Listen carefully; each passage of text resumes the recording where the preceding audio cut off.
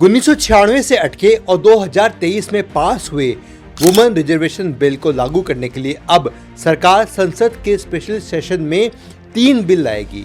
लेकिन सवाल ये है कि सरकार को वुमेन रिजर्वेशन बिल लागू करने की इतनी जल्दीबाजी आखिर क्यों है? क्या ये सचमुच महिलाओं के लिए था या फिर राजनीतिक फायदों के लिए था?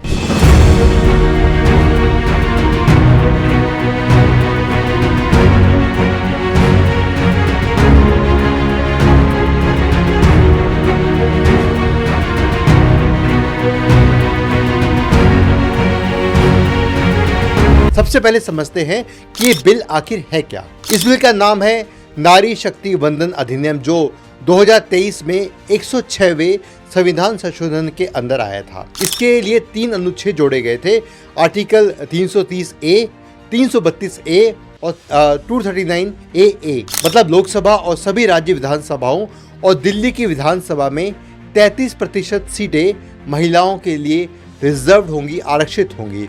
SC/ST की जो आरक्षित सीटें हैं उनके अंदर भी 33% महिलाओं के लिए रिजर्व रहेंगी, यानी कि एक सब रिजर्वेशन का प्रावधान वहां पर महिलाओं के लिए रखा गया था। लेकिन यह ध्यान देने वाली बात यह है कि वुमेन रिजर्वेशन राज्यसभा और विधान परिषदों में लागू नहीं होगा। इस वक्त सवाल ये नहीं है कि ये लॉ पास होगा या नहीं होगा, सवाल ये है ये लागू कब होगा। और यहीं से शुरू होती है असली कहानी, क्योंकि ये लॉ तो सितंबर 2023 में ही पास हो चुका था। जैसा कि हमने आपको अपने पिछले वीडियो में बताया था कि बहस वुमेन रिजर्वेशन को लागू करने की टाइमिंग को लेकर के है, और वो इसलिए है क्योंकि इस नए बिल में एक क्लॉज है, सेक्शन 334A, जो ये कहता है कि रिजर्वेशन तब लागू होगा जब अगली जनगणना हो और उसके आधार पर डिलिमिटेशन यानी कि सीटों का पुनर्निर्धारण होगा। अब 2021 की जनगणना अब तक पूरी नहीं हुई है, यानी बिल पास हुआ 2023 में, लेकिन लागू होना है अभी चल रही जनगणना के आंकड़े आने के बाद। मतलब कि कम से कम 2034 से पहले लागू नहीं हो पाता। अब सरकार इसके लिए अलग से सेशन में काम कर रही है। अब बहुत से लोगों का मानना है कि पार्टियां खुद ही 33% टिकट महिलाओं को क्यों नहीं दे देती, तो ऐसा करने से संविधान संशोधन करने की जरूरत ही नहीं पड़ती। लेकिन असल बात यह है, टिकट देना और सीट रिजर्व करना दो अलग अलग चीज़ें होती हैं। कोई पार्टी अपनी मर्जी से कितनी भी महिलाओं को टिकट दे सकती है, लेकिन उसमें ये गारंटी नहीं होती कि वो संसद तक या विधानसभा तक पहुंच पाएंगी और वहां पर 33% का जो कोटा है वो पूरा हो पाएगा। संभावना इस बात की भी है कि वहां पर कोई पुरुष जीत जाए। वहीं सीट रिजर्व करने का मतलब ये हो जाएगा कि तय सीटों पर सिर्फ महिलाओं का ही चुनाव होगा, और ये व्यवस्था सिर्फ कानून से ही संभव है, संविधान में बदलाव करके ही संभव हो पाएगी। इसीलिए बिना संविधान संशोधन किए 33% का आरक्षण देना संभव नहीं है। अब सवाल यह है कि जब सरकार को वुमेन रिजर्वेशन बिल 2029 या 2034 से ही लागू करना था, तो इस बिल को 2023 में ही क्यों पास कर दिया गया? ऐसी क्या जल्दी थी उस समय? तो इसके पीछे 3 बड़े कारण हैं।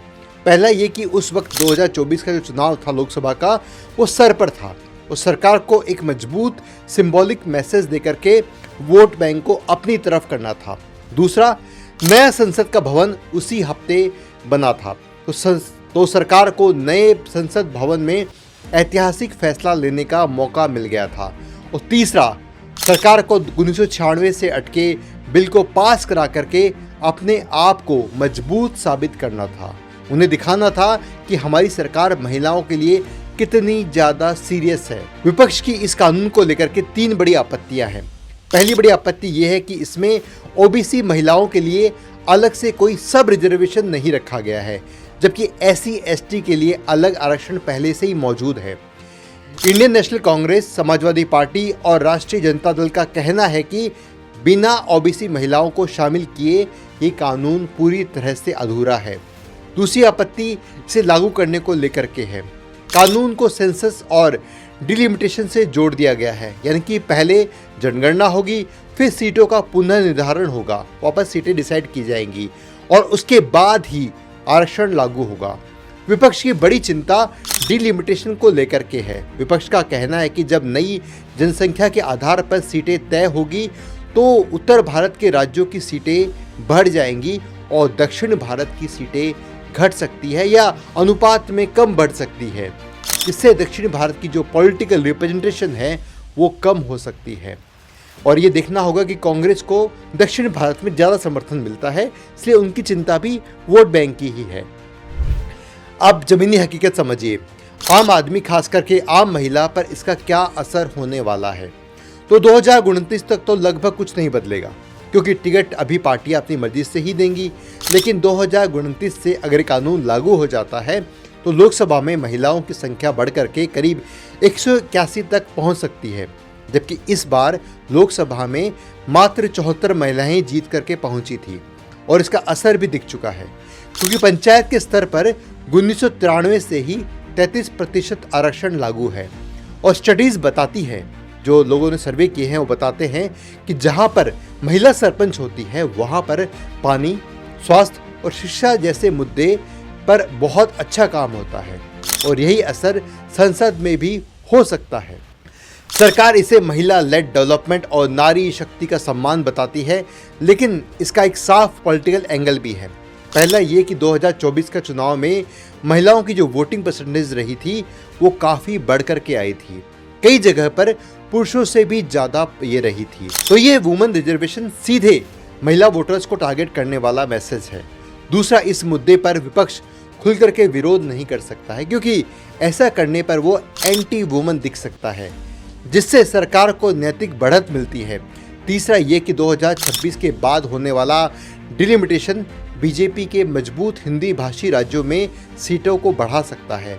अगर इससे महिला आरक्षण जुड़ जाता है तो पूरी पॉलिटिकल इक्वेशन ही बदल जाएगी। अब सरकार की प्लानिंग ये है कि वुमेन रिजर्वेशन बिल 2029 से लागू हो। इसके लिए सरकार 131वां संविधान संशोधन बिल लेकर के आ रही है, जिसमें लोकसभा की जो सीट्स हैं वो 543 से बढ़ करके 850 करने का प्रावधान रखा गया है, प्रस्ताव रखा गया है, जिसमें 273 सीट्स महिलाओं के लिए आरक्षित होगी। साथ ही इस अमेंडमेंट में जनसंख्या की परिभाषा को भी बदला जाएगा, जिससे अब जनसंख्या का मतलब सिर्फ नई जनगणना नहीं होगा, बल्कि वो जनगणना होगा जो अभी तक संसद आधिकारिक रूप से लागू कर चुकी होगी।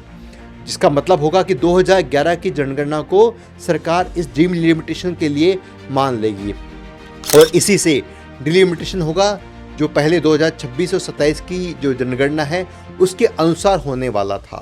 उसके बाद ये आरक्षण 15 सालों के लिए लागू हो जाएगा, यानी कि 2029, 2034 और 2039 के लोकसभा चुनाव तक ही लागू रहेगा।